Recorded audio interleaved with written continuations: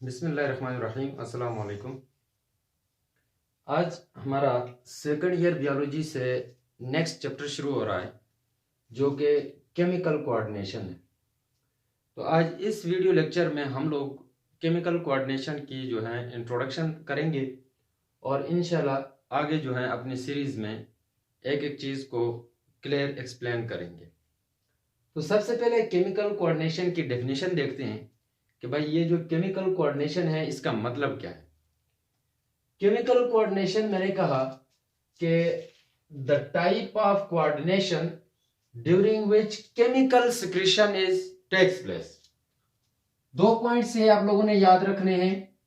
एक, कोऑर्डिनेशन की एक टाइप है और दूसरी बात ये कि जिसमें केमिकल सिक्रीशन होगी। अब यहां पर ये जो केमिकल सिक्रीशन हो रही है इसके लिए रिस्पॉन्सिबल है बॉडी के सेल्स, बॉडी के टिश्यूज या फिर बॉडी के ऑर्गन्स।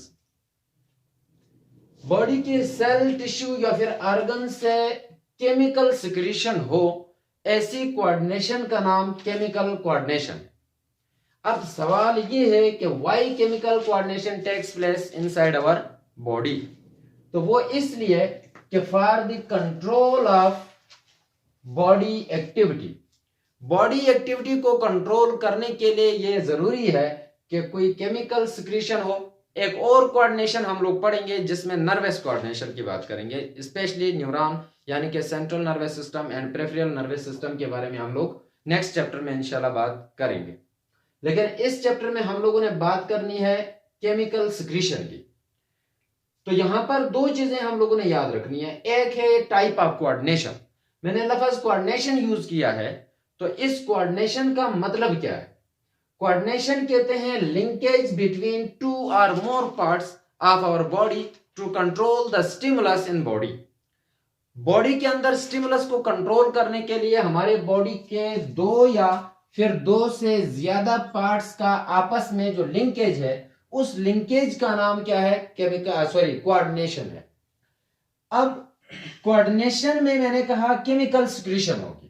तो केमिकल सिक्रीशन में कौन कौन से केमिकल्स हो सकते हैं? केमिकल्स हमारे पास होगा हार्मोन्स, केमिकल्स हमारे पास होंगे एंजाइम्स एंड केमिकल जो है वो हमारे पास होंगे मिनरल्स।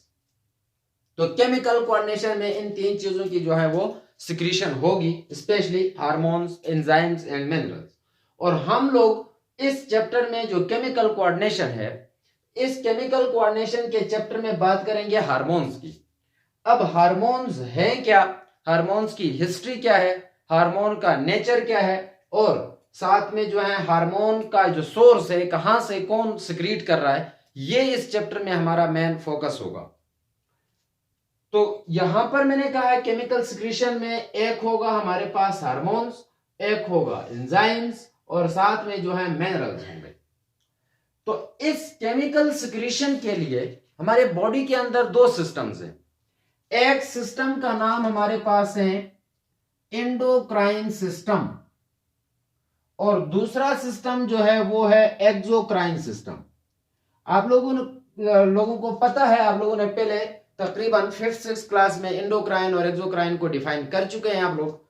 फिर भी यहां पर हम थोड़ी सी जो है इसकी डिस्क्रिप्शन दे देंगे कि हार्मोन्स को सिक्रीट करने वाला जो सिस्टम है हमारे बॉडी में वो है एंडोक्राइन सिस्टम, जबकि एंजाइम और मिनरल्स को सिक्रीट करेगा एक्सोक्राइन सिस्टम। एंडोक्राइन सिस्टम की जब हम लोग डेफिनेशन करें तो एंडोक्राइन सिस्टम ऐसा सिस्टम है जिसमें डक्ट प्रेजेंट है। मैंने यहां पर लिखा हुआ है कि इस एक्सोक्राइन और एंडोक्राइन की टाइप्स में मैंने बात की है कि एंडोक्राइन जो सिस्टम है इसमें डक्ट नहीं है, जबकि एक्सोक्राइन में डक्ट प्रेजेंट है। तो endocrine system that system which is ductless, यानी कि जिसके अंदर कोई डक्ट प्रेजेंट ना हो, जबकि exocrine system the system which consist of duct is known as exocrine system. खैर वो हम लोग अभी बात कर लेंगे। लेकिन हार्मोन्स की अगर टिपिकल डिफिनेशन करें तो chemical which secreted by glands during chemical coordination. यहां पर याद रखना है बात ग्लैंड। मैंने कहा कि वो केमिकल्स जो कि ग्लैंड सिक्रीट करें, कब? जब केमिकल कोऑर्डिनेशन हमारे बॉडी के अंदर हो रही होती है तो उस वक्त सिक्रीट होने वाला जो केमिकल है उस केमिकल का नाम हार्मोन होगा।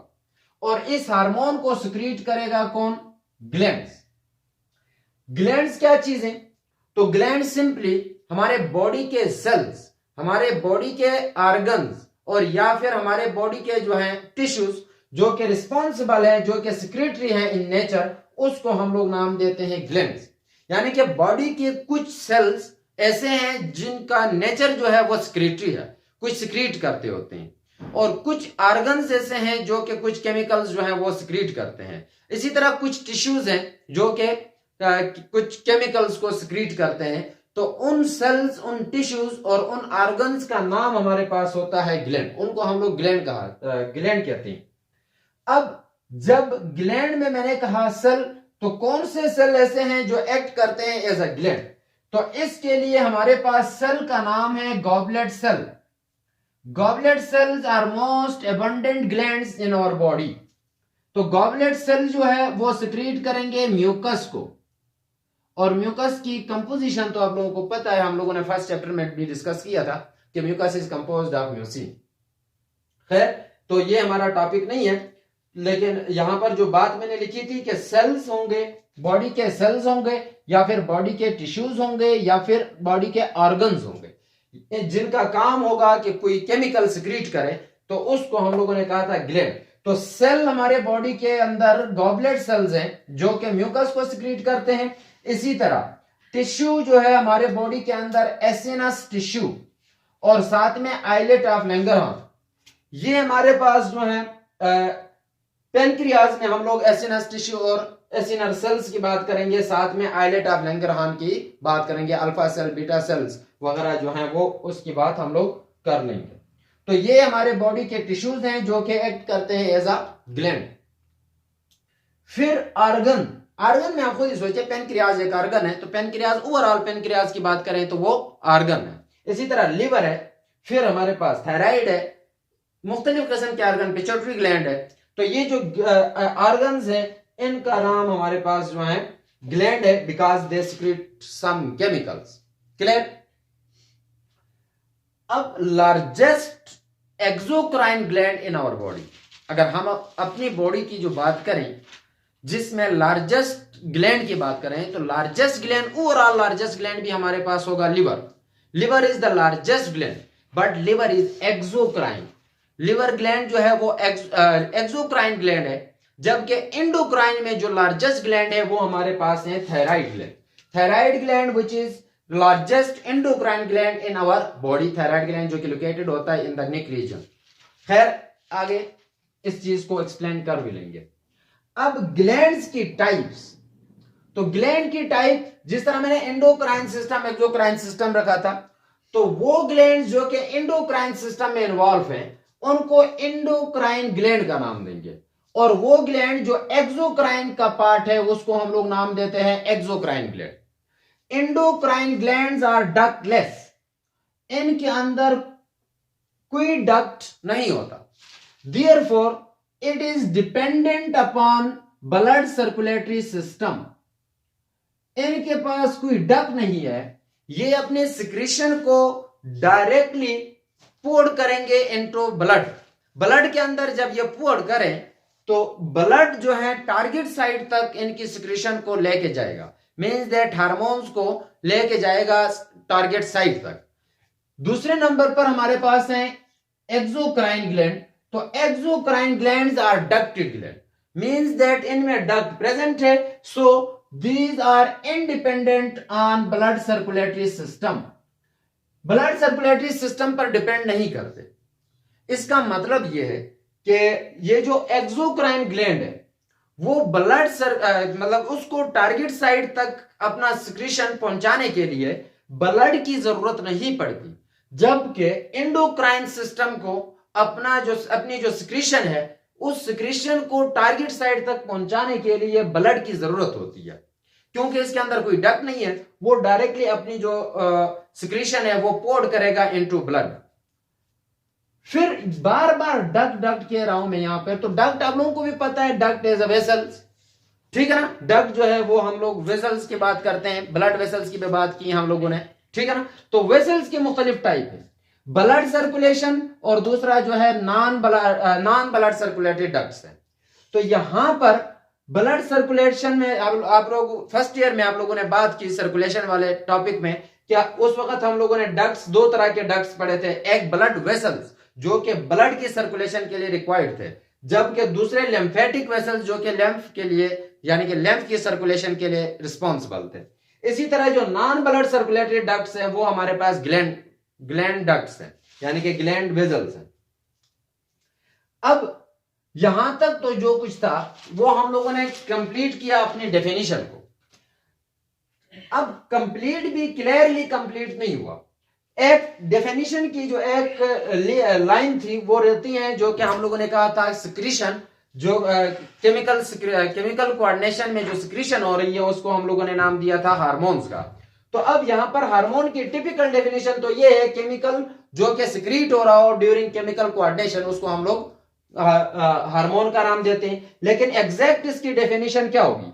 The secretion of endocrine system, endocrine system की, एंडोक्राइन ग्लैंड की सिक्रीशन जो केमिकल कोऑर्डिनेशन के दौरान हो। कब होगी? केमिकल कोऑर्डिनेशन के दौरान।